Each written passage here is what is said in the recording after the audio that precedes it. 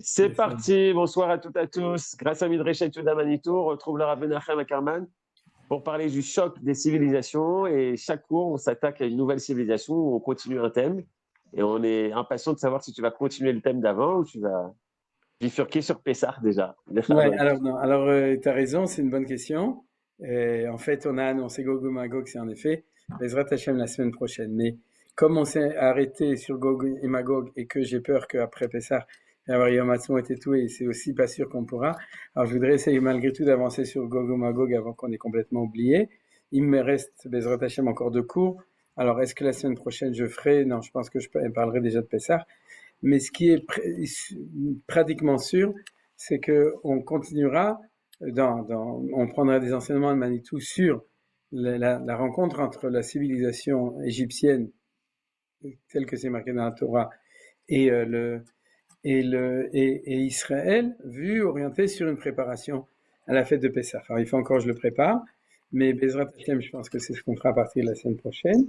Cette semaine, on est toujours dans le Gog et Magog, avec une belle interruption, à mon avis, de 2 semaines, grâce à Purim, qui fait que si moi j'ai déjà oublié, donc j'imagine que vous aussi, c'est difficile de se souvenir, alors on va un petit peu reprendre. Donc, première chose, je vous rappelle, on est dans un cycle, cette année de toute façon, d'enseignements qui sont liés avec l'enseignement de Manitou, et même si je fais des développements personnels ou donc, qui dépassent les enseignements qui ne sont pas forcément de lui, mais on va de manière générale dans ce deuxième sujet. Le premier, c'était le mal dans le monde. Le deuxième, depuis Hanouka, c'était Israël et les civilisations. Et on est passé par plusieurs civilisations. On ne les a pas tous fait encore pour l'instant. Et on est arrivé, en fait, je me souviens plus pourquoi j'ai dit... Ah oui, je sais pourquoi. C'est que comme on est arrivé à Ishmaël, puisque c'est celle qui nous intéresse le plus actuellement, vu les Hadashot, vu les nouvelles, et que après Ishmaël, on est arrivé à un nouveau sujet qui est Ishmaël et Esav. Esav et Ishmaël, les deux grandes civilisations dans lesquelles on était en exil depuis la destruction du temple, et on avait tout d'abord vu avec le Maharal, je vous rappelle, et l'enseignement de Manitou, qu'est-ce qui se passe avec Ishmaël, puisqu'on parle de l'exil de Rome et non pas l'exil d'Ishmaël a priori dans la littérature essentielle. Et une fois qu'on a vu le rôle de Ishmaël, on est passé sur Gog et Magog. Et la raison pour laquelle on est passé sur Gog et Magog, on a fait, si mes souvenirs sont bons, 2 cours, un premier cours d'introduction et un deuxième cours, on a commencé à étudier les textes du Tanakh sur Gog et Magog. Il y a 4 chapitres, il y en a 3 dans Yecheskel et un dans Zecharia. Donc, on est rentré véritablement dans le vif du sujet et on va selon l'explication du Malbim. Le Malbim, qui est donc un grand commentaire de la fin du 19e siècle, qui était en Russie à cette époque, Rabbi Meir Levush Malbim, qui est vraiment un commentaire monumental sur le Tanakh, c'est-à-dire a donné comme introduction à la lecture de Gog et Magog un scoop. Et le scoop, c'est que la guerre de Gog et Magog, ça va être une guerre. Je résume en gros tout ce qu'on a vu, puisqu'on a vu le chapitre La Maîtrette, 38 de Yecheskel la dernière fois, vous reprendrez les cours. C'est-à-dire, il nous dit comme ça. C'est quoi cette histoire de Gog et Magog que tout le monde connaît mais que personne ne sait vraiment? C'est une guerre, ou plusieurs guerres. Il avait dit qu'il y aura 3 guerres. Ce sera en fin de compte, on va dire comme De Gaulle, une guerre en 3 batailles. C'est-à-dire, il y aura 3 cycles de bataille, mais le commun de tous, c'est comme ça. Tout d'abord, on parle d'un temps où Israël est revenu sur sa terre et aspire à vivre en paisibilité sur la terre d'Eretz Israël. Ça a une résonance extrêmement importante actuellement, parce que c'est un petit peu l'histoire de la dormita en Eretz Israël. C'est-à-dire, quand tu reviens en Israël, Ben Gurion savait qu'on n'était pas revenu pour se reposer, mais qu'on était venu pour se battre contre nos ennemis. Donc il n'y avait pas de conceptia à l'époque de Ben Gurion. C'est-à-dire, il savait qu'on était 7% contre 93% en Israël, et que on ne pouvait pas se reposer sur ses lauriers. On était là, on était un pays en combat contre nos ennemis, avec une aspiration à un dénouement messianique qui s'appelle la paix. C'est-à-dire la paix un jour, quand elle viendra. Mais entre-temps, on est en guerre. Et puis, on a eu un renversement depuis les accords d'Oslo, en gros, qui correspond aussi à une psychologie naturelle. C'est-à-dire que tout le monde aspire à ce qu'on appelle home sweet home. c'est-à-dire j'ai travaillé dur toute ma vie, etc. Et puis il y a un moment où j'ai le droit de me reposer. Alors vous vous souvenez ce que Dieu dit à Yaakov à propos de ça? Ken vayeshev Yaakov, bikesh Yaakov leshev beshalva. Il a voulu s'installer tranquillement. Et Akadosh Baruch Hu lui a dit Lodaicha, Lodai la tzadikim, les tzadikim, ouais, leur temps de repos, c'est dans le Olam Menucha, au Gan Eden et dans le Olam Abba. Olam Hazé, t'es pas venu pour te reposer, et toi personnellement, Am Israël non plus, et l'homme naturellement non plus. Adam la Amal Yulad, on est venu ici, Dieu nous a donné une vocation, c'est d'être Metaken le Olam, de faire que le monde devienne bon. C'est-à-dire, et c'est ça le rôle de Torah ou Mitzvot, pour nous et même pour les Goïms, c'est de faire que le monde devienne bon, donc t'es pas là pour te reposer. Ça veut pas dire qu'on n'a pas le droit de se reposer pour pouvoir avoir des forces, mais disons que la retraite pour un juif ça n'existe pas. C'est-à-dire ça existe économiquement, mais ça n'existe pas au niveau de faire les mitzvot, de faire des maasim tovim, de s'occuper de ses descendants, etc., ou de sa kehila. Le concept de retraite n'existe pas parce qu'on est venu ici. Donc, en fait, Am Israël qui revient en Eretz Israël, hot par hot encore moins, puisque tu es au début de l'histoire du retour en Israël, c'est impensable. Alors, apparemment, il y a eu un mouvement comme ça, ce qu'on appelle la paix maintenant, c'est-à-dire on est arrivé, El Amenucha, El Anachala, on a construit tout ce qu'on devait construire, donc maintenant on peut essayer de se reposer, et si vous voulez, ça correspond, de nouveau, il y a plein d'études, ça correspond un peu à ce qu'on a vu dans le texte de Yecheskel 38, qui dit que l'histoire de Gog ou Magog va être lorsque le peuple juif sera revenu dans son pays et aspirera à la paisibilité. C'est-à-dire, il aspirera à ça et à ce moment-là, ça va commencer.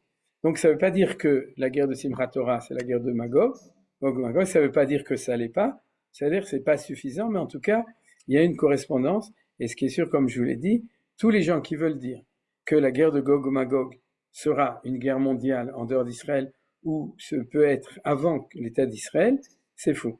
Il ne peut pas y avoir une guerre de Gog ou Magog qui précède un État des Juifs en Israël qui est suffisamment paisible pour aspirer à la paisibilité. C'est à ce moment-là que ça arrive. Ça, c'est ce qu'on a déjà vu jusqu'à maintenant. Et la première chose qui fait que c'est très important pour nous, ouais, si tu parles par exemple avec un juif, parce que vous savez, les juifs religieux, ils parlent tout dans le Gog ou Magog, etc. Tu vas étudier c'est quand et c'est quoi, etc. Et puis pour lui, l'État d'Israël n'existe pas. À ce moment-là, la guerre de Gog ou Magog peut pas être actuellement. C'est-à-dire, il peut pas dire ah oui, maintenant c'est la guerre de Gog ou Magog, alors que pour lui, c'est des choses qui n'existent pas. Donc premier fondement pour comprendre Gog ou Magog au niveau du pshat, ouais, c'est qu'il faut ça. La deuxième chose qui est importante, et ça c'est le chidouche du Malbim, parce que le premier, c'est pas Malbim, c'est le pshat du chapitre 38 qu'on a déjà vu. Et ça, c'est le scoop le plus important, c'est que le Malbim va nous expliquer, il va suivre dans cette explication Don Yitzhak Abrabanel dans son commentaire, mais en prenant chacun ses options au niveau du commentaire précis du texte, il va dire que la guerre de Gog et Magog, c'est une guerre entre Ishmaël et Esav, qui va être autour d'Israël, ici en Israël. C'est dans quelles conditions ça va éclater, c'est pas encore marqué. Mais par contre, ce qui est clair d'après leur explication, c'est qu'il va y avoir une coalition Esav, c'est-à-dire du monde occidental. On va voir d'ailleurs aujourd'hui dans le texte du chapitre 32 comment est-ce que le Tanakh, c'est-à-dire le livre de Yecheskel les appelle, une coalition des occidentaux, des chrétiens du monde occidental, contre une coalition du monde oriental Ishmaël, donc musulman, et ils vont se battre ici entre eux, et ils vont s'entretuer ici, et c'est ça la guerre de Gog et Magog. Alors vous avez compris pourquoi, même si c'est pas de nouveau l'enseignement de Manitou, ça suit la question du rôle de Ishmaël de manière générale dans toute cette histoire, et de l'actualité. Donc actuellement, on n'est pas exactement dans cette équation, mais on n'en est pas loin, c'est-à-dire qu'on est une équation donc avec trois parties, Israël qui se trouve en Eretz Israël au milieu, Ishmaël d'un côté qui fait éventuellement la guerre contre nous, Esav de l'autre côté qui éventuellement vient pour nous protéger, et puis, comme a dit Yohan à propos des Choutim, c'est-à-dire, mais il y a quelque chose qui va éclater où eux vont s'entretuer l'un et l'autre. Alors, la ressemblance avec, disons, la proximité avec l'actualité de l'histoire est extrêmement forte puisque comme je vous avais cité, les gens disent que depuis plusieurs dizaines d'années, là où il y a une frontière entre Ishmaël et Esav, il y a un conflit. C'est-à-dire, quel que soit l'endroit dans le monde, quand on a des Ishmaélim et des Esavim qui sont l'un à côté de l'autre, il y a, c'était en Tchétchénie ou bien c'était en Yougoslavie, etc. Il y a déjà un conflit permanent. Alors les gens disent ah non, mais le grand conflit, ça va être entre la Russie et les États-Unis, entre la Chine, etc. Tout ça, on n'en sait rien. En tout cas, c'est pas ce qui a marqué dans la Nevoua. Dans la Nevoua, on nous explique que le conflit, d'ailleurs c'est le dernier conflit, Gog ou Magog, souvenez-vous, c'est le conflit final, et on va le voir aujourd'hui dans le chapitre, que c'est le dernier conflit de l'histoire, bien que, comme je l'ai dit, d'après le Malbim, puisqu'il y a plusieurs chapitres, il y a trois batailles, mais il y a un seul conflit, c'est le conflit historique définitif, et dans celui-là, c'est un conflit où on est au milieu, on est d'ailleurs le catalyseur de ce conflit, a priori c'est pour se battre contre nous que ça commence, mais en fin de compte, ça va être un conflit entre l'Orient et l'Occident, et comme je vous ai dit, la ressemblance avec les événements depuis 30 ans est extrêmement impressionnante, parce que, par exemple, dans les années 50, 60, 70, on penserait que le grand conflit, c'était le conflit, ce qu'on appelait la guerre froide, entre le gouche communiste en face du gouche capitaliste. On était sûr que c'était ça la prochaine guerre mondiale. Baruch Hashem, le gouche communiste, et c'est écroulé, donc depuis Ishnat Tashan, donc on sait que c'est plus celle-là. Aujourd'hui, l'angoisse du monde, c'est la Chine, vous le savez, c'est-à-dire c'est ça qui fait peur. Ce serait un conflit, et puis il y a le tir à Recha, éventuellement l'axe des méchants dans lequel il y a l'Iran, la Corée, la Chine et la Russie éventuellement d'un côté. Donc c'est plus un conflit de culture, etc. C'est un conflit différent par rapport au monde occidental libre, démocratique. D'après Gog ou Magog, c'est pas comme ça que les choses se passeront. Le conflit, puisqu'on voit qu'il est en train de se développer, qui est essentiel, c'est celui-là entre Ishmaël et entre Esav avec nous au milieu. Donc tout ça, c'est le gros chidouche de cette étude. Et ce qui est beau, c'est de ce qu'on fait nous, c'est qu'on regarde dans le texte. Parce que dire une phrase comme ça, c'est facile, et dire qu'on a trouvé un midrash, c'est facile, mais de regarder les textes sérieux du Tanakh avec les explications et de voir que c'est quelque chose, ils sont marqués, on pourrait dire noir sur blanc, bien que ça demande une certaine lecture approfondie, mais ça devient encore plus intéressant. Alors, s'il n'y a pas de remarques préliminaires sur ce qu'on a déjà étudié là-dessus. Et Rabbi Kerman, Oui. dans un cours précédent, j'ai cru comprendre, mais j'ai du mal comprendre que Esav et Ishmaël pouvaient trouver un terrain d'entente. Non, comme j'ai ouvert le texte, j'ai pas vu la personne qui a parlé. Non, mais... je ne dirais pas. C'est qui? Je ne veux pas apparaître. Ah oui, c'est Veilou Michem. Épargnez-moi cette épreuve. Non, c'est que j'ai fait un premier cours où on a étudié un texte entre autres du Gaon de Vilna dans le Collator, oui. qui montrait que en fait, je peux vous le rappeler, qu'il peut y avoir une situation qui est différente de la description de ce qui est marqué dans Yecheskel, qui est juste le contraire, c'est d'une coalition de Esav et de Ishmaël contre nous. Oui. Ça, c'est ce qui s'est passé par exemple au moment de la Shoah, et c'est ce que essaye de faire d'après lui le Erev Rav, c'est-à-dire que le Erev Rav qui se trouve en Israël, d'après le Gaon de Vilna, ce qu'il essaye, c'est de faire d'aider la coalition entre, on pourrait dire entre les Arabes et les Palestiniens d'un côté et le monde occidental de l'autre. Et ce qui était très grave, qui est marqué dans le Gaon de Vilna, c'est que vous avez à l'intérieur de nous, dans une dialectique intérieure, on a à droite le Mashiach ben David, à gauche Mashiach ben Yosef. De l'autre côté, on va voir, il y a à droite, il y a Ishmaël, à gauche, il y a Esav. Et lorsque, nous dit le Gaon de Vilna, lorsqu'il y a coalition entre Esav et Ishmaël, il y a séparation entre Mashiach ben Yosef et Mashiach ben David, ce qui est très très grave.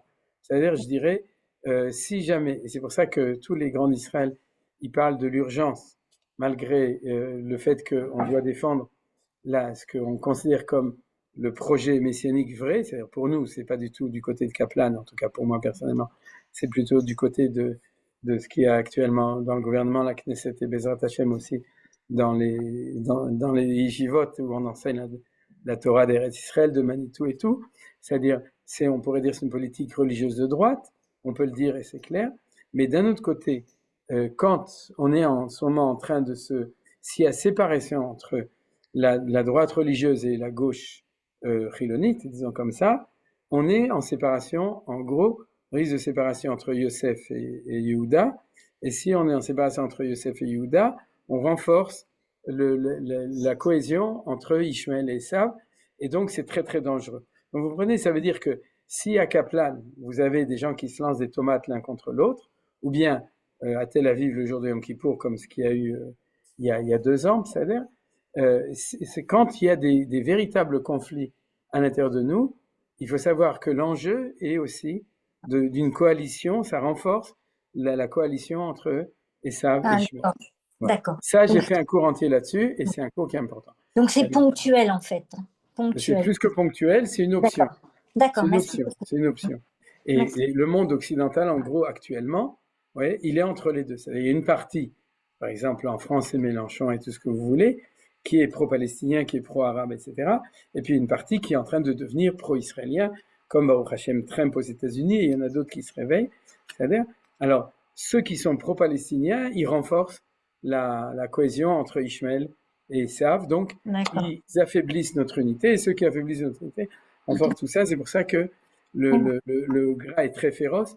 Il dit que ceux qui œuvrent dans ce sens au niveau des Juifs, c'est du Erev Rav. C'est-à-dire ceux qui œuvrent pour la cassure, et d'ailleurs je vous appelle à écouter le cours de Manitou sur Kitissa que j'ai écouté, je ne sais pas quelle année c'était, mais Kitissa, donc c'est un parachat de la semaine dernière, et je suis encore en train d'écouter le cours, mais je me souviens plus de quelle année, mais où il parle justement du fait que Moshe Rabbeinu a pris sur lui d'amener le Erev Rav, etc.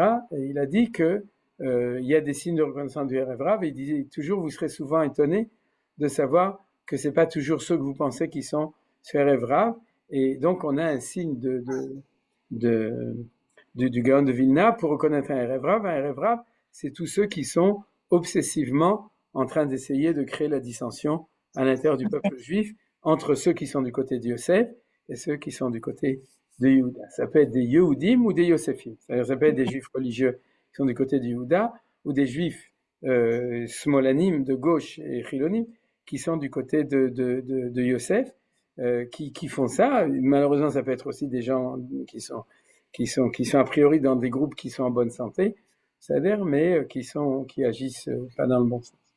Voilà, ça c'était le cours dont... Merci beaucoup, merci, j'ai bien compris.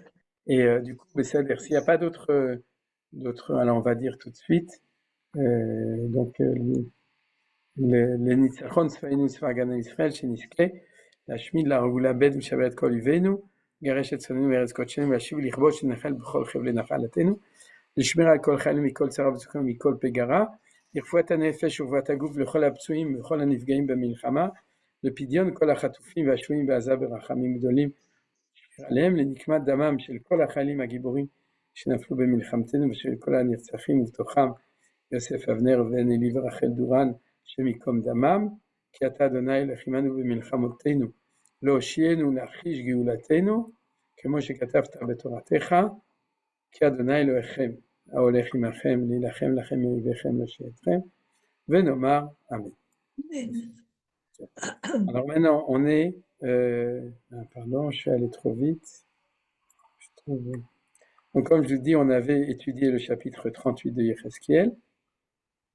Et maintenant on avance dans notre étude parce que plus on avance, plus les choses se précisent. Je vous montre juste le pasuk Kaf Aleph qui est central, Cherev Ish Be'achiv Tiyeh, c'est que ce sera une guerre, d'après l'expression du Malbim, entre Ishmaël et Esav. C'est-à-dire, on appelle ça Ish Be'achiv, c'est-à-dire une guerre, c'est pas civil, une guerre intérieure. Voilà. Alors maintenant, on est arrivé au chapitre 32, qui est le chapitre central. Je vous explique pourquoi c'est le chapitre central, et on va aussi étudier en parallèle, après ce chapitre, on va étudier de manière approfondie un très beau texte de Rabbi Tzadok HaKohen Milublin à propos de Hoshana Rabbah, et c'est le texte que j'avais à l'époque étudié sous la Souka, il y a un Tafshina, je crois il y a 10 ans. Ok. Pourquoi ce chapitre est le chapitre central? Le 38 est le plus facile à comprendre, c'est une Haftara, on l'a vu, c'est un chapitre qui est pshat, qui est facile à lire, Il y a des choses qui sont rajoutées par les commentateurs, mais il est facile à lire. Par contre, ce chapitre, le 32, c'est le chapitre le plus, on pourrait dire le plus obscur, et c'est ce que dit le Malbim lui-même dans son introduction au chapitre. Il dit c'est un chapitre, pour ceux qui ont l'habitude de l'ivrite, vous verrez combien il y a de mots qui sont difficiles à comprendre. C'est un chapitre qui est au niveau des mots, au niveau des phrases, au niveau de ce que veut le prophète. C'est très très obscur, et c'est pas rare d'avoir des prophéties eschatologiques, c'est-à-dire des prophètes qui parlent des temps futurs ou qui sont assez obscurs au niveau du sens. Mais Bezrat Hashem, vous allez voir qu'avec la couleur que j'ai mis, avec les explications du Malbim, tout d'un coup, ce qui a l'air d'être extrêmement obscur, d'ailleurs, on va se simplifier la tâche. C'est-à-dire, depuis le début, on va faire une lecture qui est beaucoup plus claire des choses. Alors, mais d'un côté, ce chapitre n'est pas une des trois batailles. Les trois batailles, c'est 38, 39 et Zecharia 14. Ça, c'est le concept fondamental. C'est-à-dire, c'est là qu'on va trouver la clé de toute la guerre de Gog et Magog, c'est le chapitre 32. Donc, c'est bien entendu, c'est d'un côté le plus dur et d'un côté le plus important et le plus fondamental. Alors, pour bien le comprendre, on va quand même commencer par un enseignement de Manitou en se basant sur un petit passage de Rabbi Tzadok HaKohen Milublin, mais on l'étudiera en entier uniquement après. Maintenant, ce texte de Rabbi Tzadok, je ne l'ai pas en français, donc on le lit en hébreu. Troisième pisca dans le texte de Rabbi Tzadok, donc de nouveau pour la référence, c'est Pri Tzadik sur Hoshana Rabbah, Mahamar Kaftet. Ça, je le mettrai en français bien évidemment pour que les gens puissent. Rabbi Tzadok HaKohen de Lublin, si je vous demandais où il habitait, vous le sauriez, il habitait à Lublin, en Pologne. C'est-à-dire c'était un des grandes figures de la chassidoute de la fin du 19e siècle, c'est-à-dire pour nous c'est de la chassidoute moderne, comme le Sfat Emet. Il a vécu plus ou moins à la même époque le Sfat Emet. C'est pas loin, parce que je connais des gens qui ont rencontré le Sfat Emet. C'est-à-dire j'ai connu, ils sont plus là maintenant, mais des gens qui étaient âgés quand j'étais jeune, ils avaient vécu en 1900, donc ils avaient rencontré le Sfat Emet. Donc c'est pas très loin de nous. Le Rabbi Tzadok aussi.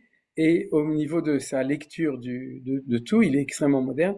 C'est par exemple un des fondateurs de la psychanalyse chassidique. C'est pour ceux qui étudient la chassidoute au niveau de Torah Nefesh, la Torah du Nefesh. Alors Rabbi Tzadok est extrêmement, extrêmement puissant. Il est très, très intéressant. Il est beaucoup étudié. Celui qui m'a introduit, c'est mon maître, Mori Rabbi Rav Daniel Epstein. J'imagine qu'une partie de vous le connaissez. Et c'est lui qui est un grand spécialiste de Rabbi Tzadok et qui m'a, il y a déjà 40 ans, 50 ans, qui m'a introduit dans la Torah de Reb Tzadok, qu'on appelle le Pri Tzadik sur le nom de son commentaire sur la Torah, qui s'appelle comment le Sfat Emet, c'est le commentaire du Sfat Emet sur la Torah de Gour, et Pri Tzadik, c'est Rabbi Tzadok HaKohen de Lublin.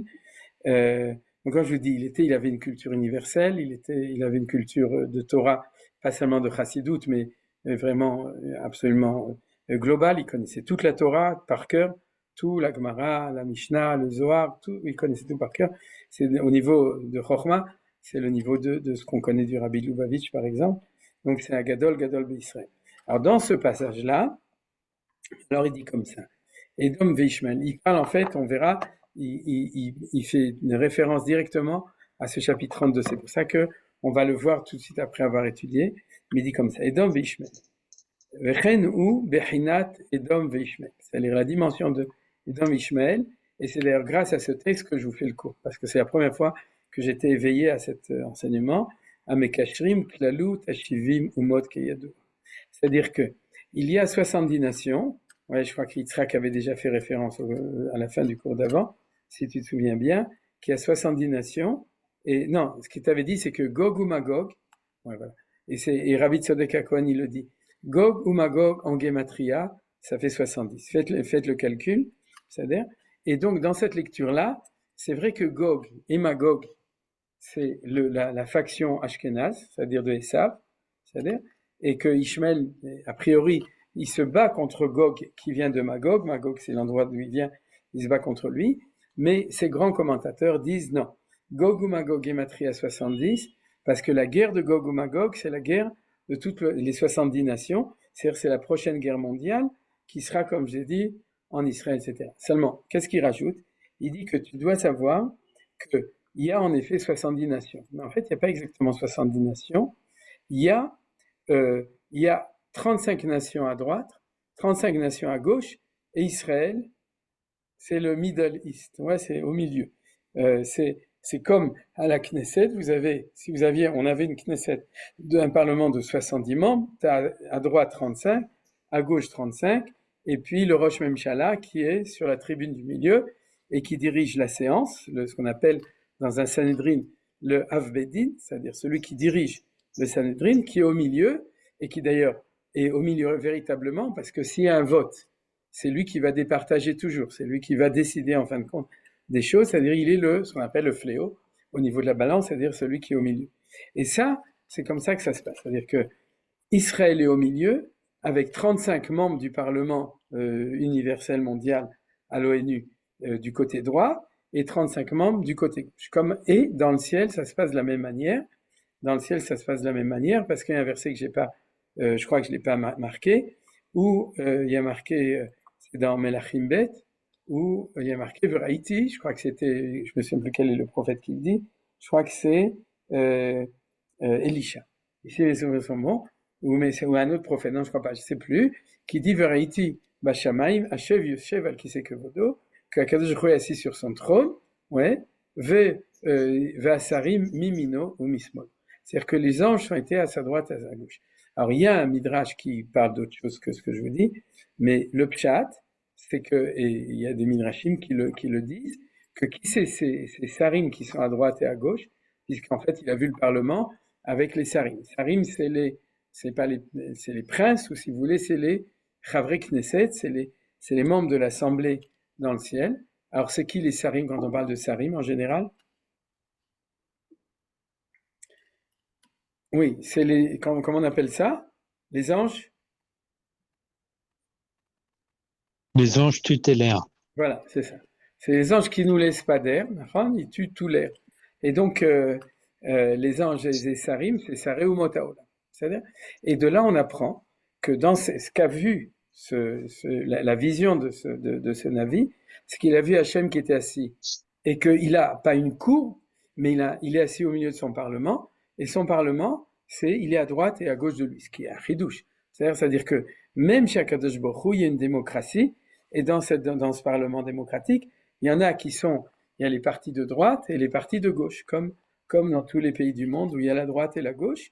Et on se demande donc qui sont ceux de droite et ceux de gauche. Et d'après cet enseignement-là, il y a d'autres enseignements, comme je l'ai dit, d'après cet enseignement, ceux qui sont à droite, c'est les 35 anges tutélaires qui sont du côté d'Ishmaël, et ceux qui sont à gauche, c'est 35 anges tutélaires qui sont du côté de Édom. Alors ça, c'est un chidouche énorme, c'est ce que dit ici le Rabbi Tzadok, Vechenu bechinat Edom Ishmael, Amekashrim klalut hashivim, qui sont les coalitions, Mekashrim, qui sont les coalitions de l'ensemble des 70, Umot, Kayedwa, comme c'est connu, Shloshim Vechamesh Sarim Miyamin, Veishmael Mekashram, c'est-à-dire qu'il y a 35 anges tutélaires qui sont dans la coalition de droite, et c'est Ishmael qui est le chef de la coalition, Veshloshim Vechamesh Mismol, il y a 35 qui sont du côté du Smol, Vedom et Kashram, et c'est Edom qui fait l'unité entre tout ça. Alors ça, c'est un enseignement révolutionnaire, extraordinaire, extrêmement important, c'est-à-dire que ce qui se passe en bas, c'est ce qui se passe en haut, il y a des forces dans le monde. Alors il y a 70 forces aujourd'hui, vous savez qu'à l'ONU, il y a beaucoup plus que ça, il y a des centaines de pays, mais tout le monde sait très bien qu'il y a des gouchim, ouais, qu'il y a des comment on dit en français?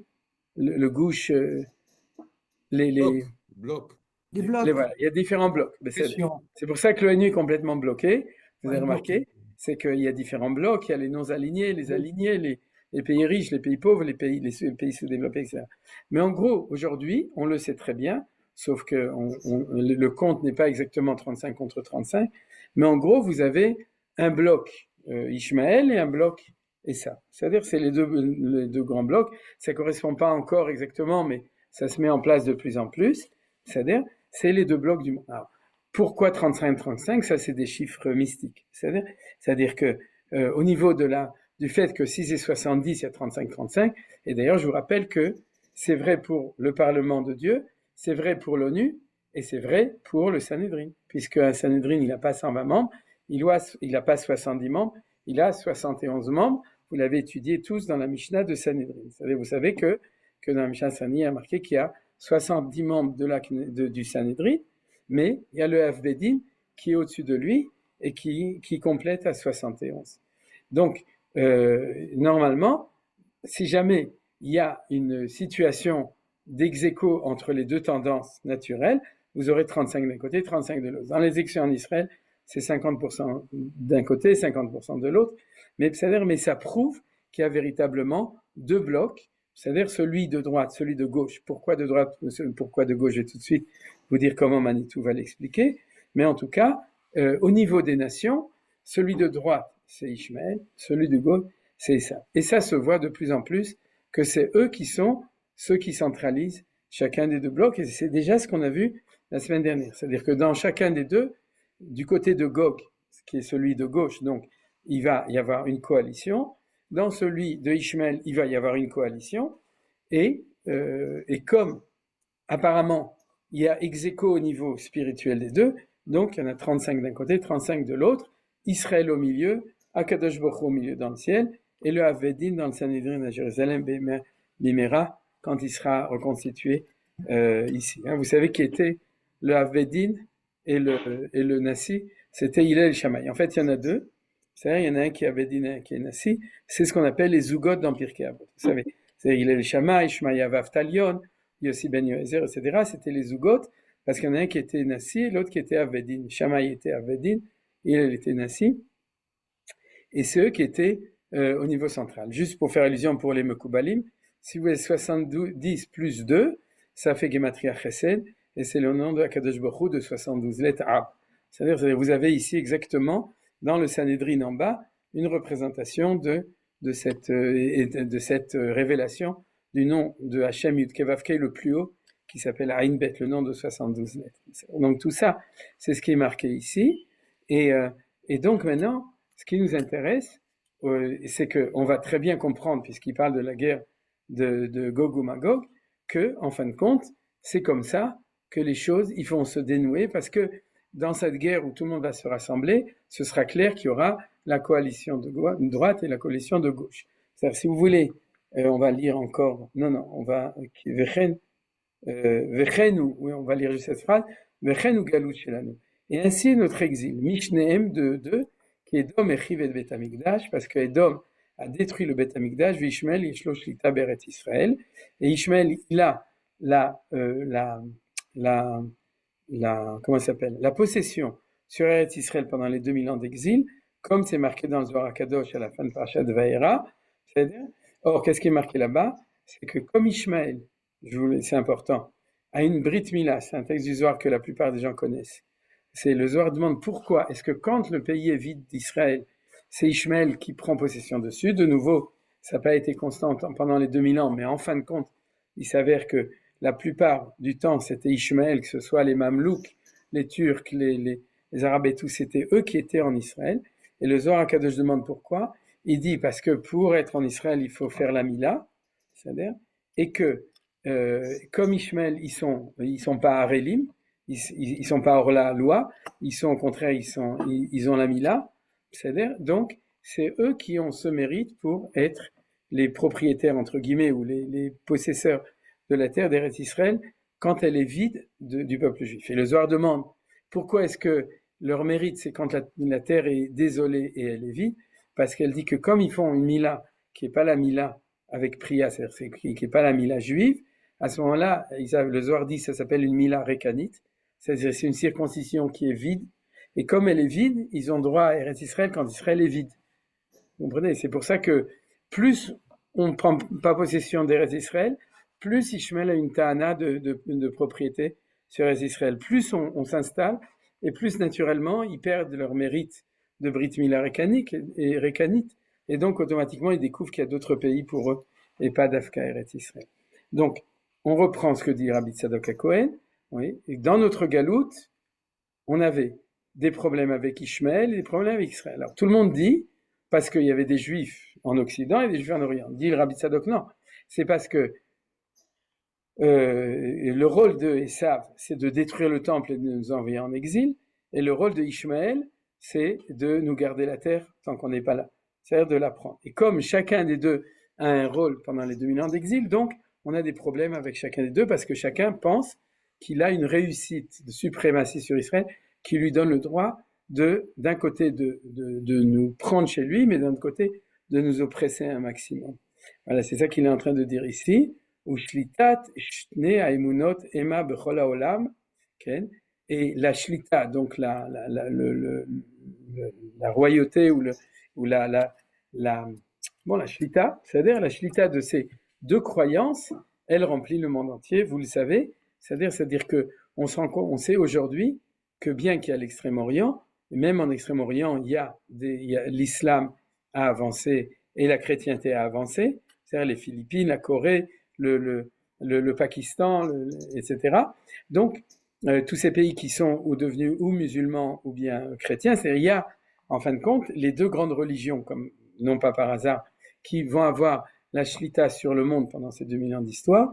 C'est la deuxième dimension, et c'est pour ça c'est eux qui sont les chefs de coalition. Donc, ce que veut nous dire ici Rabbi Tzadok HaKohen Milublin, c'est que dans le dénouement final, puisque c'est le dénouement final du dernier exil, qui s'appelle l'exil de Esav et Ishmaël, c'est normal que c'est eux les sujets de ce dénouement final. Et même si on va voir qu'il y a d'autres nations, c'est eux les deux émounotes centrales, et donc c'est par eux, et c'est comme ça, donc c'est ça l'allusion, Gog ou Magog, Gematria 70, c'est la guerre, comme on a vu dans le Malbim, dans les deux Erzkel entre Ishmaël et Esav, et donc ils sont des deux côtés, c'est eux qui sont des deux côtés dans les deux coalitions, 35 de droite et 35 de gauche. Alors pourquoi est-ce que c'est ça la droite et la gauche? Je rentre dans l'explication de Manitou, qui est une explication qui est basée sur la Kabbalah. Son explication, elle est comme ça. C'est que la Torah, c'est la Torah de l'équilibre des valeurs, donc la Torah du fléau central, de Ribono Shel Olam, Torah Temet, et de Am Israël, qui est Yacharel, qui est sur la ligne médiane. Nous, on est sur la ligne médiane, la Torah est sur la ligne médiane, Akadosh Baruch Hu Tiferet, dans sa valeur, est sur la ligne médiane, mais pour créer cette ligne médiane, il faut avoir deux valeurs, de droite et de gauche toujours. Alors dans la classique, c'est Chesed, Gevura, Tiferet, c'est aussi Chochma Bina Badat, mais de manière globale, c'est toujours la vertu du Chesed à droite, la vertu de Gevura à gauche, et la vertu de Tiferet dans l'équilibre des valeurs qui fait l'intégration entre tous. Au niveau des Avot, c'est Avraham qui a Chesed, Yitzhak qui est Gevura, et Yaakov qui est Tiferet, qui fait l'harmonie. Et c'est pour ça qu'on est les Béné Yaakov et Béné Israël, et pas Béné Avraham ou Béné Yitzhak. Vous voyez, c'est les grands-parents et l'arrière-grand-père, mais le peuple juif est sorti de Yaakov parce que Moshe Emet, Torato Emet, Ve Yaakov, Titen Emet le Yaakov, c'est-à-dire que la vérité de l'équilibre de tout se trouve au moment où on arrive au Katuv Ashlishi, à la troisième, qui fait la synthèse. Mais il faut qu'il y ait une évolution qui fait qu'on doit avoir la droite dans la sainteté Abraham, la gauche dans la Kedusha Yitzhak, et ensuite la ligne médiane, la vérité dans la sainteté, c'est Yaakov. Maintenant, il y a une psolète. Psolète, c'est une scorie, c'est-à-dire le côté négatif de chacune des deux valeurs. C'est-à-dire que si jamais tu es que à droite, à ce moment-là, il y a un côté, un mauvais côté de la droite. Si tu es que à gauche, il y a un mauvais côté de la gauche.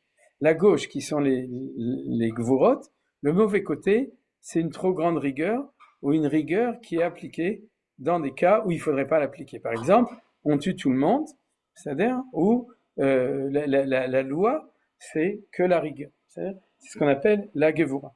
Mais c'est la mauvaise gevura, on a appris plein de fois, on l'a appris l'année dernière, quand on a appris par exemple Rotamil Chama du Rav Kook sur la bonne gevura, c'est-à-dire il y a une bonne gevura et une mauvaise gevura. Alors pour arriver à une bonne gevura, il faut enlever les écorces, les scories de la gevura, et ces écorces, c'est devenu l'identité de Edom. C'est-à-dire que Edom, naturellement, c'est l'identité de gevura que gevura. Et quand c'est que gevura, il y a des bons côtés, mais il y a beaucoup de mauvais côtés, c'est pas Metoukan. Et là, il y a une bonne vertu de Chesed, il y a une mauvaise vertu de Chesed. Par exemple, make love not war, aimer tout le monde, faire la paix avec tout le monde, même avec ses ennemis, ne pas se marier mais aller avec toutes les femmes qu'on rencontre dans la rue, c'est-à-dire, c'est ce qu'on appelle, ou tous les hommes, ça s'appelle du chesed de Touma, c'est l'impureté du chesed. Et le réunir les trois valeurs, c'est éliminer tout d'abord ou se nettoyer des mauvaises valeurs pour pouvoir réunir. Donc, qu'est-ce que nous dit Manitou dans cet enseignement? C'est que Ishmaël, c'est le fils de Abraham, qui a en lui la même vertu que Abraham, qui est celle du chesed, c'est-à-dire, mais Betouma, c'est-à-dire non nettoyer des mauvaises choses. C'est pourquoi il ne représente a priori que le chesed. Et le fils de Yitzhak qui s'appelle Esav, c'est la Gvura, mais c'est la Gvura qui n'est pas Metukenet, qui est pas bien, et donc normalement parce que c'est une Gvura kitzonite, extrême, de même que Ishmael va être un chesed extrême. Et donc on aura tout le temps Ishmael, c'est-à-dire qui va représenter l'identité de son père, qui va être en conflit avec Yitzhak, puisqu'il va dire moi je suis du chesed et toi tu es la Gvura, mais c'est moi qui ai raison. Puis on va voir un conflit entre Esav et Yaakov, puisque Esav va dire c'est moi qui détiens la vérité puisque je fais comme mon père, je suis Gvura, et toi je sais pas exactement où tu es, tu dis que tu es Tiferet, mais en fait tu n'es pas Tiferet, ou tu crois que tu es dans l'équilibre, mais c'est moi qui suis dans l'équilibre, etc. C'est-à-dire que toute cette histoire, c'est l'histoire de la recherche de l'équilibre entre tout, et c'est un peu ce qu'on a vu aussi avec le Mashiach. C'est-à-dire si Mashiach ben Yosef est à droite, et que Mashiach à gauche, pardon, et que Mashiach ben David est à droite, alors on va avoir cette tension entre l'unité des Meshichim et puis l'équation Ishmael et Esav. De même qu'il y a dans la Torah cette tension entre l'équilibre des trois Avot et puis Ishmael et Esav qui sont des deux côtés. Donc, qu'est-ce qu'on comprend? C'est que maintenant on a compris pourquoi Ishmael est à droite et pourquoi Edom est à gauche, puisque en fait c'est pas Stam. Quand on voit que dans le parlement de Hakadosh Baruch Hu, tu as une coalition de droite et que c'est Dafka Ishmael, la coalition de gauche, c'est Dafka Edom, c'est parce que c'est vraiment eux qui sont l'identité de ce que c'est que la droite sans la gauche ou la gauche sans la droite. Et si on s'entendait tous ensemble, il n'y aurait pas de problème. Nous, Am Israël, Avbedin et Nassi, on les aiderait à faire une coalition Mikir Lekir, c'est-à-dire de droite à gauche complètement, et tout le monde qui va ensemble dans le monde. C'est-à-dire ce n'est pas le projet du peuple juif, c'est le projet universel de réussir. Il faut qu'ils nous écoutent, qu'ils veuillent, et que ça vienne comme ça, c'est ce qu'il y aura à la fin. Après la guerre de Gog ou Magog, à ce moment-là, c'est comme ça que seront les choses. C'est-à-dire pour ceux qui resteront de eux, à ce moment-là, il y aura une véritable harmonie de toutes les valeurs. Il y a un point très important qui ne nous concerne pas directement, mais qui va pouvoir expliquer les choses, parce que vous vous dites, comment tu peux dire que Ishmaël c'est le chesed, alors que Ishmaël c'est des assassins. C'est-à-dire, vous savez, c'est-à-dire hashishnikim, ouais, des assassins. Donc, comment tu peux me dire que l'identité c'est le chesed, la droite, et comment tu peux me dire que Edom c'est la gauche, alors que l'idéologie de Esav c'est la religion de l'amour, et c'est la démocratie, la tolérance, etc. Donc comment c'est possible? La réponse de Manitou, elle est très très belle, c'est que dans l'idéologie des gens, c'est en général, on cherche à compléter dans l'idéologie ce qui nous manque.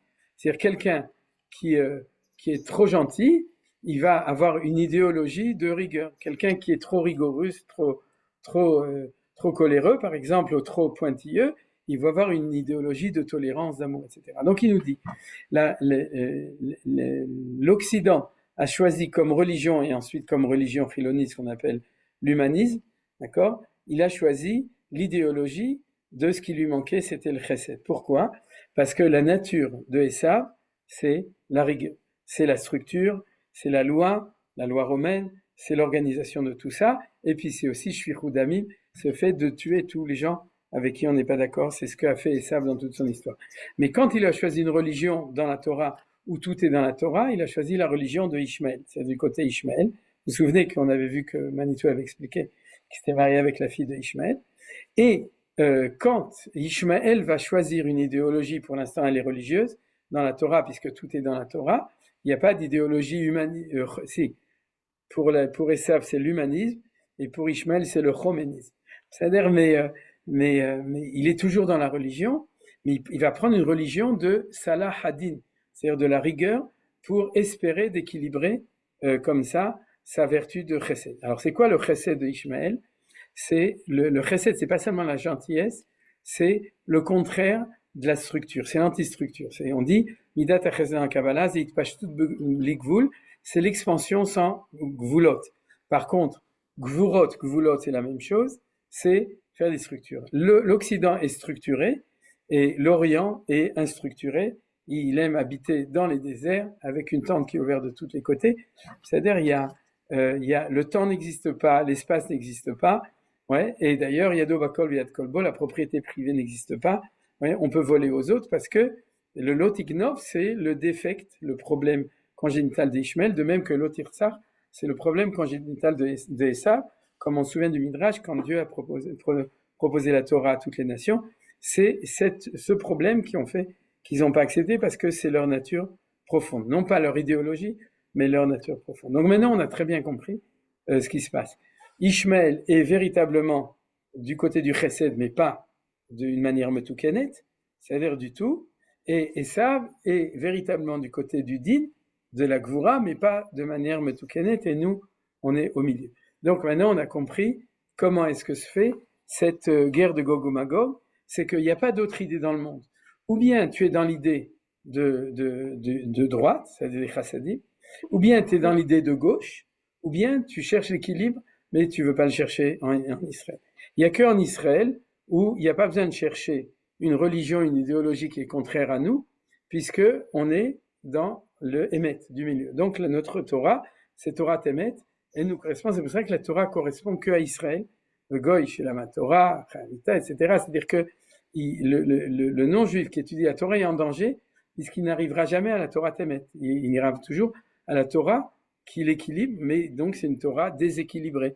C'est une Torah que de l'amour, une Torah que de la rigueur, donc c'est pas Torah Israël. C'est un autre monothéisme, c'est-à-dire le monothéisme musulman va être un monothéisme du côté de la rigueur, ouais, c'est ce qu'on appelle l'islam, la soumission, et le monothéisme chrétien va être un monothéisme du côté de la religion que de l'amour, c'est-à-dire puisque c'est son palliatif de Samida, Metukenet. Et chez nous, la Torah correspond à ce qu'on est, et c'est cette Torah qu'on doit donner au monde entier. Donc c'est pour ça qu'on est au milieu. Donc le conflit final va être le conflit de la question fondamentale du monde, ouais, la carotte et le bâton. C'est-à-dire le bâton, c'est ça, la carotte, Ikaretoun, c'est Ishmaël, c'est-à-dire, et c'est le conflit fondamental de tout le temps, et c'est celui-là qui aura comme dénouement à la fin de l'histoire. Et donc toutes les nations vont être à la recherche de ça en conflit, et donc ils vont tous se rallier ou du côté Ishmaël ou du côté Esav, mais ça, eux savent pourquoi. C'est que dans le Shoresh Nishmatam de ces 35 nations, ils sont liés depuis le début avec Esav, ou ils sont liés depuis le début de l'histoire avec Ishmaël, et comme c'est le conflit terminal, alors ce sera ça le conflit. Israël au milieu, Tiferet, Ishmaël à droite, Chesed, et qu'il peut être au niveau de l'idéologie contraire, c'est pour ça que c'est compliqué, et Esav de l'autre côté, Din au niveau de la nature, de leur nature de Gvura, et au contraire, comment ça s'appelle, au niveau de l'idéologie, ça va être une idéologie du Chesed, parce que c'est ça la recherche de l'équilibre. Comment trouver son équilibre sans prendre l'équilibre d'Israël, qui est celui de Emet, c'est-à-dire en essayant de trouver un succès d'année. Ouais, c'est-à-dire, alors au début il y a le succès, après ils finissent par être damnés, ou condamnés, mais en tout cas, c'est comme ça que l'histoire va arriver. Et comme le dernier birour, c'est celui-là, donc le dernier exil, c'est l'exil dans lequel on était, qui était celui des deux grandes civilisations, qui est celle de Ishmaël et de Esav, puisque on est dans l'histoire en train de terminer depuis 2000 ans le conflit, on pourrait dire fondamental. Alors d'ailleurs, toutes ces nations, quand on le voit dans la prophétie, il fait référence, on l'a vu il y a 3 semaines, quand on a vu le texte, à leurs noms tels qu'ils sont dans la Parashat Noach. Parce que dans la Parashat Noach, il nous donne les 70 noms des 70 nations, et c'est ceux dont on parle maintenant. Donc depuis le déluge, depuis le Maboul, on est en travail de cette chose-là. C'est-à-dire, ok, d'accord. Alors ça, c'était le point essentiel d'introduction pour montrer pourquoi c'est clair que le conflit terminal, je suis toujours en train de chercher, oui, le conflit final qui s'appelle Gog ou Magog, et il est final parce que il est bémet, il est exactement, là, on pourrait dire la fin de la problématique du monde, c'est-à-dire au niveau de cette problématique de Yamin ou Smol et Emtsa, c'est-à-dire des deux tendances fondamentales et de l'équilibre. Alors, ce sera un conflit qui politiquement sera entre le gouche de Ishmaël et le gouche de Esav, et c'est 70, 35 contre 35. Dans la prophétie, on ne nous parle pas des 35, mais là, on nous le montre. Alors, vous savez ce qu'on va faire? On va... non, j'hésite. Si je commence, oui, alors on va commencer. Alors, ce qu'on va voir, c'est que dans ce chapitre 32, on continuera bien entendu non, j'ai hésité parce que je sais que la semaine prochaine on fera sans doute pas. Alors on va terminer malgré tout, même un tout petit peu plus tôt, sans entrer dedans. Je vais juste vous faire une toute petite introduction dessus, on l'étudiera la prochaine fois. C'est que comment est-ce que le Gog ou Magog va récapituler ça? Gog ou Magog des 70, il récapitule pas seulement au niveau, on pourrait dire, de l'espace, les 35 contre les 35 qu'on va voir, mais il va récapituler toute l'histoire. C'est-à-dire quoi? C'est qu'il s'avère que quand on prend tous les exils dans lesquels on était des fois dans des exils ashkénazes, des fois dans des exils séfarades. Venez regarder. Babylone, il est ashkénaze ou séfarade? Il est Ishmaël ou Esav? En gros, il est de droite ou de gauche? Et Ishmaël, nachon? Paras, il est de droite ou de gauche? Il est de droite, il est Ishmaël. Yavan, il est de droite ou de gauche? Il est de gauche. Yavan, c'est la civilisation gréco-romaine. Aucun doute. Yavan fait partie, d'ailleurs, si vous reprenez un parchat noir, vous verrez que c'est exactement comme ça, c'est-à-dire, il fait partie de Yefet. Vous vous souvenez, il y a Shem, Cham et Yefet. Si on veut le faire sans rentrer dans les détails, Shem, c'est celui du milieu, c'est nous, les Sémites.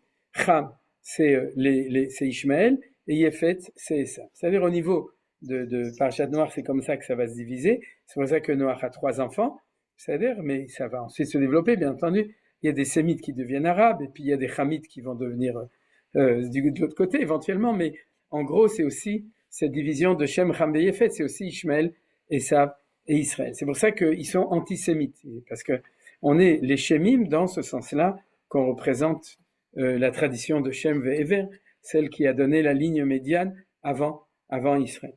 Alors, comme il y a aussi ça, il va s'avérer que nos oppresseurs historiques de tout temps vont déjà être, et c'est normal, dans une identité de droite ou de gauche.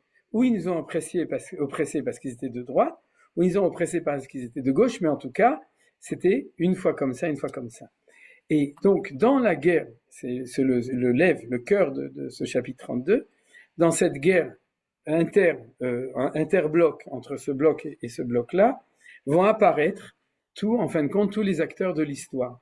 C'est-à-dire qu'il va y avoir, et c'est ça que je vais vous dire, c'est ça qu'on va étudier dans ce chapitre, non seulement une récapitulation de la politique internationale, mais aussi de toute l'histoire de toutes les nations qui nous ont oppressés. C'est-à-dire toutes vont apparaître dans ce chapitre 32, et toutes vont se battre à ce moment-là, et puis ils vont tous s'entretuer comme ça, et c'est-à-dire qu'on pourrait dire que, d'accord, les Babyloniens vont se battre contre les Grecs, et les Grecs vont tuer les Babyloniens, ou les Perses vont se battre contre la Rome, et Rome va tuer la Perse, et Perse va tuer la Rome. Dans ce cas-là, c'est exactement marqué comme ça dans la Gemara de Yoma, que ce sera ça le conflit. Donc, on a un conflit qui est un moment d'histoire moderne, qui ne veut pas voir toute l'histoire depuis le début. Vous vous souvenez par exemple qu'en Irak, qui était le héros de Saddam Hussein, quelqu'un se souvient, il avait fait une très grande effigie.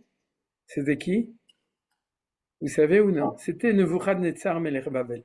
C'est-à-dire que Saddam Hussein se considérait comme le successeur de Nabucodonosor, celui qui a détruit il y a 2500 ans le premier temps. C'est-à-dire que eux le savent, qu'il y a aussi une récapitulation de tous les conflits qui ont été ceux qui étaient à la source de tous les exils du peuple juif, ce qu'on appelle les Malchouyot, les Arba Malchouyot, les 4 empires, et tout ça va être récapitulé à partir du moment où tu vas pouvoir dire Bavel, côté Ishmaël, Paras du côté Ishmaël, Yavan du côté Esav, du côté Esav, c'est-à-dire, si vous voulez, le temps et l'espace vont être unis dans cette lecture des choses.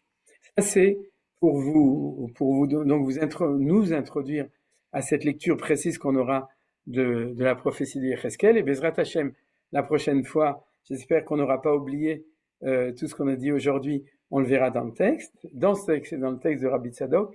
Et je vais donc terminer uniquement avec quelque chose qui va nous permettre de passer à comment ça s'appelle, de passer à Pessah, puisque maintenant on est dans Pessah.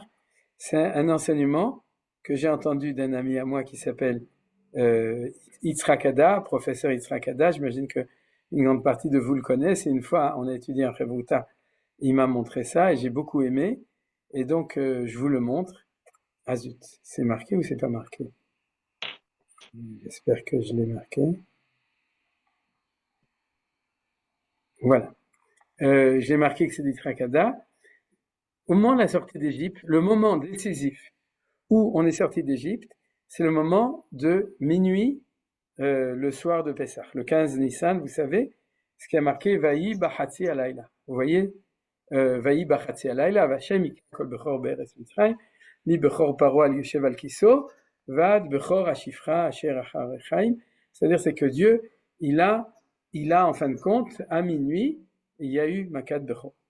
Pour nous, dans notre lecture qui manque de perspective, on dit minuit, c'est l'heure que Dieu a décidé, et puis il a décidé, qu'est-ce qu'il a décidé? De tuer le Bechorot et de nous sauver, nous, c'est ce qu'on appelle le Pessah. C'est que Dieu, il est passé au-dessus de nos maisons et nos premiers-nés ne sont pas morts, et c'est comme ça qu'on est devenu Bechor, Beni Bechor Israël, et que on est sorti d'Égypte, etc. Donc, on le lit dans un contexte historique spécifique uniquement la sortie d'Égypte. Mais comme on sait que l'exil d'Égypte est le prototype de tous les exils, et donc la sortie d'Égypte est le processus de toutes les Géoulotes, tel que Hachem l'a voulu, puisqu'il l'a raconté dans la Torah. Donc, bien évidemment, il y a une lecture plus profonde de tout ça, qui nous montre ça au niveau un niveau qui transcende tout ça. Alors, regardez. Tout d'abord, Bahatzi. Qu'est-ce que dit Rashi à la division de la nuit? Le mot Kachatzot Alayla, comme lorsqu'a été monté Ba'alot, l'oblation, ou lorsque le colère a éclaté Bacharot Banu, c'est là le sens littéral qui correspond au texte, car le mot Chatzot n'est pas un substantif équivalent à Chatzi. C'est-à-dire, là j'ai marqué Vaï Bachatzi Alayla, mais en fait le commentaire de Rashi sur le verset 4, c'est à propos de marquer Vaï Bachatzot Alayla Vashaimika. Il dit le mot Chatzot ne veut pas dire la moitié. Bachatzot, c'est un verbe, et c'est ça qui dit que c'est c'est pas un substantif, c'est un verbe, qui dit que c'est lorsque Dieu a divisé la nuit. C'est-à-dire, en français, on dirait lorsque Dieu a cassé la nuit. Donc, pourquoi c'est minuit? Parce qu'il a cassé moitié à droite, moitié à gauche, et lui, il s'est mis au milieu. Vous voyez qu'on revient à la même chose. Donc, il faut de dire que c'était à minuit. C'était pas à minuit. C'était au moment où Dieu a coupé la nuit en deux. C'est-à-dire, c'est ça que ça veut dire, Bachatzot Alayla, c'est ça que dit Rashi. Or, Yitzhak Hada, il m'a dit, c'est très bien. Prends le mot Laïla, prends un couteau et coupe-le en deux. Or, en plus, le mot Laïla, c'est comment on appelle ça, les mots qui se lisent de droite à gauche et de gauche à droite? Palindrome. Un palindrome, ouais. Alors, c'est un palindrome, Todaraba. Puisque vous voyez que le mot Laïla, c'est un mot spécial qui se lit de droite à gauche et de gauche à droite. Si tu le coupes en deux, comme il est, avec 5 lettres, la lettre qui apparaît au milieu, c'est le Yud. Or, la nuit, c'est l'exil. C'est-à-dire que quand il y a l'obscurité de la nuit de Rocher, le nom de Dieu et la présence du Yud de Dieu n'apparaît pas. Il est caché par le Hel. Hel, vous savez, c'est le café arabe, puisqu'il y a Hel au début et là, sur la gauche. Combien ça fait, la Medhei en Gematria?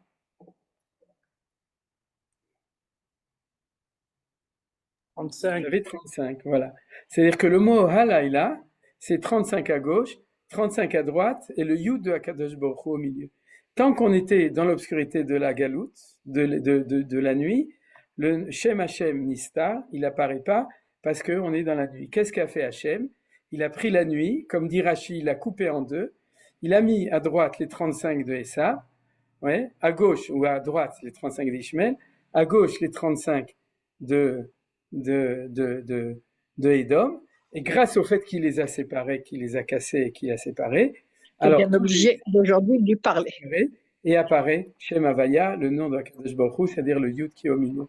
Ça, c'est l'enseignement que m'a donné Yitzhak Hada et que j'aime beaucoup. Donc, vous voyez que on voit dans la sortie d'Égypte qu'apparaît Beremez en allusion le fait que à la fin de l'histoire, il y aura la même chose. Il y aura le fait que la galoute qui s'appelle Laïla va se terminer. Comment est-ce qu'elle va se terminer? Parce que Akadosh Baruch Hu, il va casser la nuit. Et quand il va casser la nuit, alors apparaîtront les 35 d'un côté et les 35 de l'autre, mais apparaîtra le Shem Hashem qui est au milieu, Am Israël qui est au milieu, le Emet qui est au milieu, Torah Israël qui est au milieu, et c'est comme ça que la Géoula va pouvoir apparaître. Alors, si vous avez des questions, Bevakasha. J'ai une question sur le Laïla. On peut couper en deux, si Laïla sans couper Halaïla, et à ce moment-là, on fait la phrase entre ceux qui sont Li et ceux qui sont Lachem, dans le minoir de Mil Hachem et Laï. Et donc, c'est une kriya pour se joindre au combat et être du bon côté. Là, c'est plus palindromique, mais... Ouais, il a fait mieux, très bien. Ouais, il y a plus, on a perdu le palindrome, mais il y a fait mieux, Gamken. C'est-à-dire, Liv Lachem. Tom, Trazakou Baruch. Surtout que la nuit, on va dans son lit, donc il faut plutôt passer là. Tov, il a fait Chazakou Baruch, très joli. Tov, Od Machou. Moi, je voulais une précision. Donc, la dernière fois, quand pour Gog et Magog, on disait qu'il y avait des explications comme quoi on pouvait compter là-dedans les trois guerres, Première Guerre mondiale, Deuxième Guerre et la troisième. Donc, ça tombe à l'eau puisque l'hypothèse de base, c'est que Gog et Magog, il faut qu'on ait la terre d'Israël, c'est ça? Oui, c'est pour ça que moi, j'ai pas dit. Non, c'est pas vous. Non, c'est ça. Il y a des explications qui donnaient comme... Ça, je l'ai entendu de Rav Aviner quand j'avais étudié pour la première fois le texte de Yecheskel la maîtresse, qui a dit on ne peut pas accepter ces explications-là. C'est-à-dire, a posteriori d'histoire, bien entendu, a priori, on ne saurait pas commencer. Tu peux faire des pilpoulim, il y a eu la déclaration Balfour qui était la première guerre, etc. Mais c'est un peu tiré par les cheveux. Ou bien le congrès de Bâle a précédé la Première Guerre mondiale. À la limite, ce serait la seule manière de dire ça. Mais comme on voit que c'est des conflits où on est déjà installé, je vous avais montré avec bénédiction économique, vous vous souvenez, beaucoup de transactions internationales, Startup Nation, etc. Donc c'est difficile c'est plus facile et plus normal de s'en tenir au fait que Bezrat Hashem, si Dieu veut.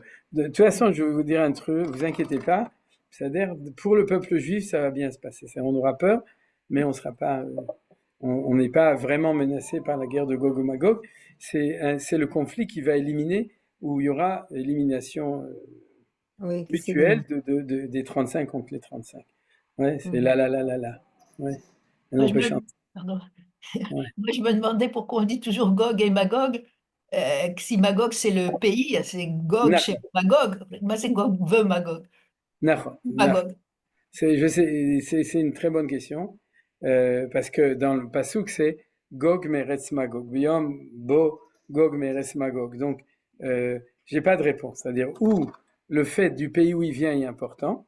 C'est-à-dire que bien que c'est la coalition de Esav, il faut savoir le peuple et l'endroit. Ça, c'est une possibilité. Ou bien les Chachamim ont retenu cette expression parce qu'on la trouve dans la Gemara de Brachot, Daf Yud Bet et dans plein d'autres endroits. On dit toujours Gog ou Magog. C'est-à-dire c'est qu'ils ont tenu à dire deux choses, parce qu'il y a quand même en allusion, je ne sais pas comment, que Gog, c'est pour parler de Esav, et Magog, c'est pour parler de l'autre côté, c'est que c'est une guerre entre deux groupes. Mais j'ai pas vu quelqu'un qui explique pourquoi Magog, ce serait Ishmael, dans cette explication au deuxième degré. C'est-à-dire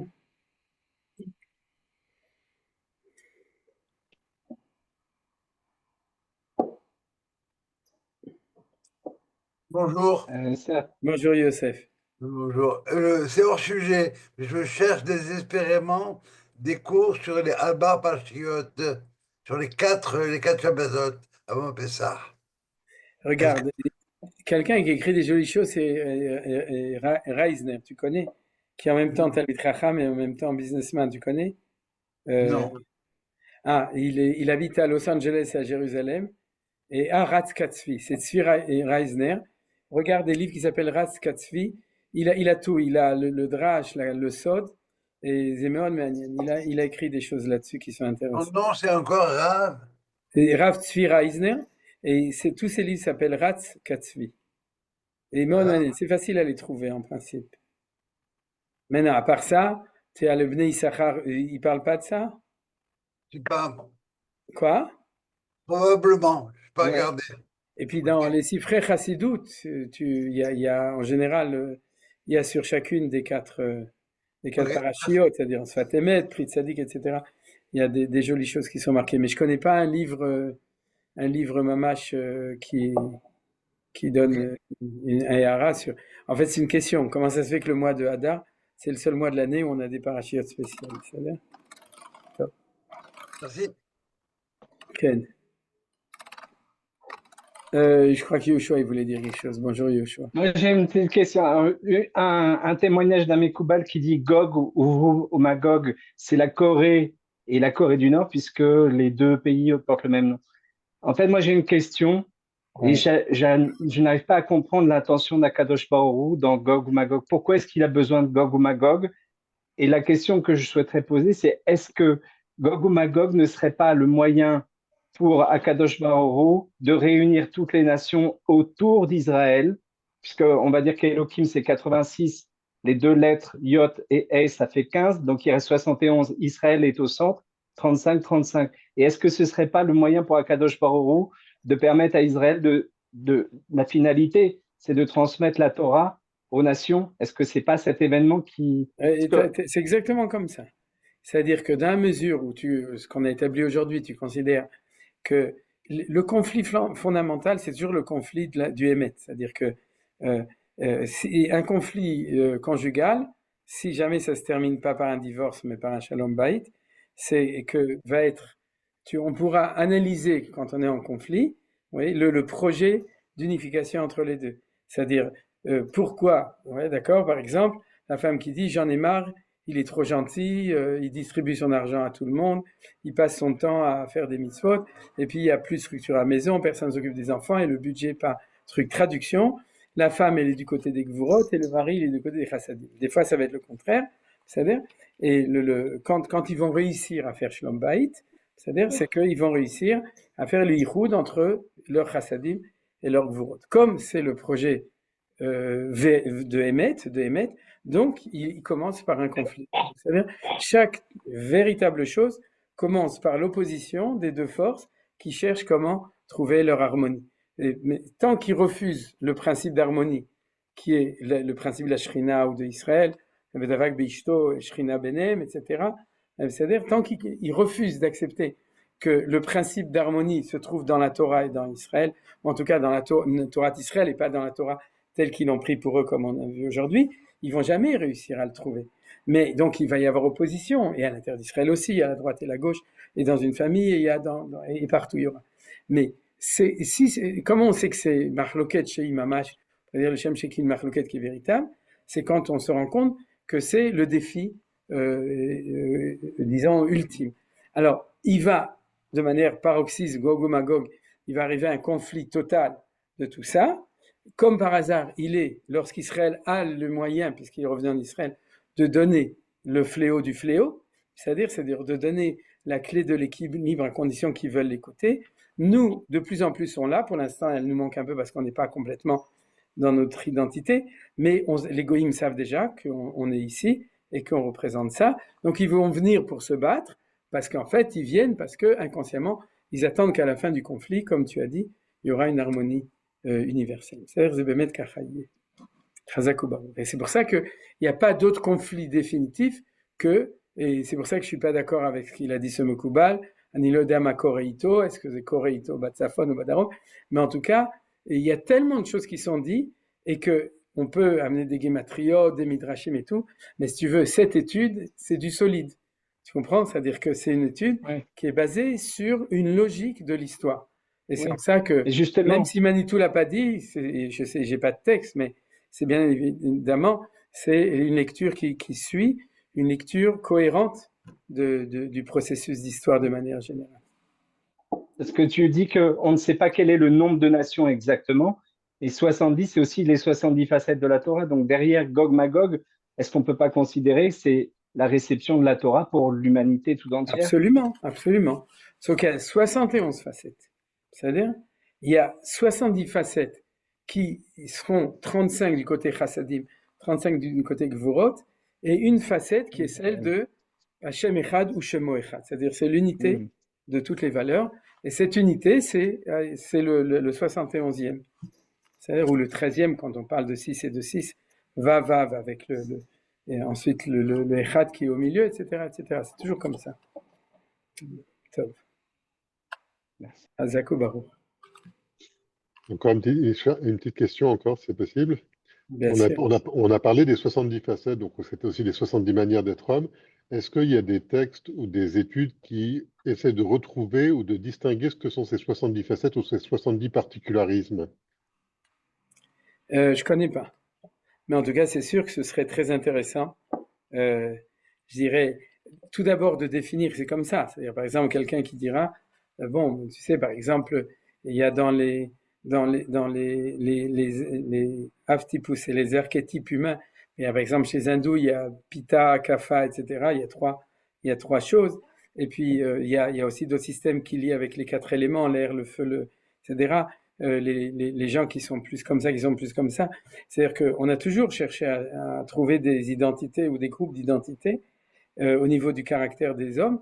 Et c'est vrai que, en fait, ce serait très intéressant de dire, voilà, je sais qu'il y en a 35, je vais essayer d'organiser tous ceux qui sont du côté chassadim, c'est-à-dire en 35 manières particulières et de même. Maintenant, je ne connais pas de texte, de même que je ne connais pas une texte de référence, d'ailleurs il n'y en aura pas, parce que c'est à nous de le faire, qui nous permettront de prendre toutes les nations qui sont actuellement dans le monde et de faire 2 groupes clairs et de dire, voilà, dans ce groupe, tu mets la Belgique avec la Suisse ensemble et avec le Danemark, et c'est 1, 2, et etc. Et comme ça, on arrivera à 35. À mon avis, il faut du roi HaKodesh pour pouvoir être capable de faire ça, autant au niveau des... Mais ceci dit, rien n'empêche quelqu'un de décider d'avoir un projet comme ça. Mais je ne connais pas de sources. Si toi tu les trouves, tu me les envoies. Menachem. Ouais. Oui, Myriam. Et il y a quelque chose que je ne comprends pas, parce que quand même, le chesed, c'est la bonté. Et comment tu arrives du chesed au contraire anti-structure? Ouais, parce que c'est pas vrai. C'est-à-dire que chassadim, c'est pas vrai. La bonté, c'est la forme au niveau de la conduite, c'est une des formes de la vertu chesed. Dis-toi que si toutes les vertus dans le monde, à part celle de l'équilibre et de l'unité, ils sont ou du côté chesed ou du côté gvura, comme disait Alain, tu as beaucoup de vertus qui sont de ce côté. Et donc, c'est pour ça que, je vais répondre à ta question. La vertu la plus fondamentale, ce que disent les Mekoubalim, c'est mi'itpashtut bli gvul. C'est expansion et restriction. C'est restriction, c'est gvurot, et expansion, c'est chassadim. Donc, tu as dedans le Big Bang, tu as dedans tout ce que tu veux. Tu as aussi le gosse qui court de tous les côtés, le gosse qui est assez... Maintenant, c'est quoi pour la chesed? C'est une vertu positive du côté droit, c'est-à-dire qui est celle d'être capable de sortir de l'égoïsme. Et l'égoïsme, c'est de tout fermer en toi. C'est-à-dire que tu as une structure qui est toi-même, imen anilimili, d'accord, et qui fait que le dehors te menace, le dehors te veut du mal, le dehors, ça va te manquer si jamais tu leur donnes quelque chose, etc. Le chesed, c'est sortir de soi pour pouvoir être ouvert vers autrui. Mais donc, tu as vu que c'était de casser une gvura. Alors, c'est une des choses, mais c'est pas la seule. C'est là? D'accord. Médecins sans frontières, c'est du chesed. Et ils peuvent être des rechaïm d'ailleurs, des fois, parce qu'ils font des choses qui... Mais quand tu parles quelque chose de sans frontières sur quelque chose, tu es du côté chesed. Alors, encore une autre question. Comment on arrive des 70 anges aux 72? Ah, c'est que il y a 35-35, c'est-à-dire, mais il faut la valeur médiane. La valeur médiane, a priori, c'est une valeur médiane. Mais en Israël, tu as toujours une unité de deux valeurs. C'est-à-dire, on pourrait dire, tu as, je vais aller plus loin, c'est que pour faire vraiment cette valeur médiane, il faut un qui va représenter la tendance 35 de droite, un qui va représenter la tendance 35 de l'autre. Les deux ensemble vont diriger le Sanhedrin, et ça va bien se passer s'ils sont Beshalom Benem, c'est-à-dire qu'ils ont la Shrina entre eux. C'est-à-dire parce qu'ils vont eux-mêmes, à deux, être à trois en fait avec la Shrina, et réunir les deux côtés. Vous voulez un exemple? Shammai, Hillel. Shammai, je vous ai dit, était le Havbedin du Sanhedrin de son temps. Hillel était le Nassi de son temps. Donc, Aniré, le Nassi représente le côté droit et le Havbedin représente le côté gauche, qui est logique. D'accord? C'est-à-dire, celui qui est du côté gauche, il est du côté plus de la rigueur, de Havbedin, et le Nassi, c'est la personne qui doit représenter. S'ils s'entendent bien entre eux, à ce moment-là, le Ham Israël est en bonne santé. Si Hillel, il chamaille, il se chamaille, alors les 35 de droite vont se battre avec les 35 de gauche, et puis là, on est mal barré. C'est pour ça que, comme disait Manitou, si tu dis Bet Hillel ou Bet Shammai, tu vois, c'est-à-dire t'écris en hébreu Bet Hillel, Bet Ei, Vav, Bet Shin, ça fait Baruchu ou Baruch Shemo. Ouais, c'est-à-dire que si jamais il y a vraiment l'harmonie, on sait que le temple était détruit à cause de ça, je vous rappelle. C'est-à-dire que Ishmael et Esav nous ont fait tous les tsarot parce que Shammai se disputait avec Hillel. Là maintenant on a compris les choses. C'est-à-dire Todarabah, c'est un chidouche que grâce à toi je viens de faire maintenant. Et donc si tu rajoutes 2, tu arrives à 72. Et si tu arrives à 72, tu arrives au nom de Akadosh Baruch Hu, qui est celui de l'émanation la plus haute. Et si tu écris Yud Vav Dalet, Hey Yud, Vav Yud Vav, Hey Yud, ça fait le nom de Hachem avec le Miloui, ça fait 72 en Gematria, c'est ce qu'on appelle le nom de Dieu qui est le plus haut. Et qui a Gematria, d'ailleurs, Chesed Basov. Ok, encore une question, sinon Shabbat Shalom. Zéou? Alors, Shabbat Shalom, Yoéla, je ne l'ai pas dit tout à l'heure, merci. Je ne l'ai pas vu avant. Et Merci. Et on se retrouve Bezrat Hashem. Et Joël, on se retrouve Bezrat Hashem la semaine prochaine. Toda Shabbat rabba. Shalom לכולם. תודה רבה, שבת שלום. Shabbat shalom. Shabbat תודה shalom. רבה. Rabba Shabbat Shabbat shalom. Shalom. תודה רבה. Shabbat shalom. Shabbat Shalom. Shabbat shalom.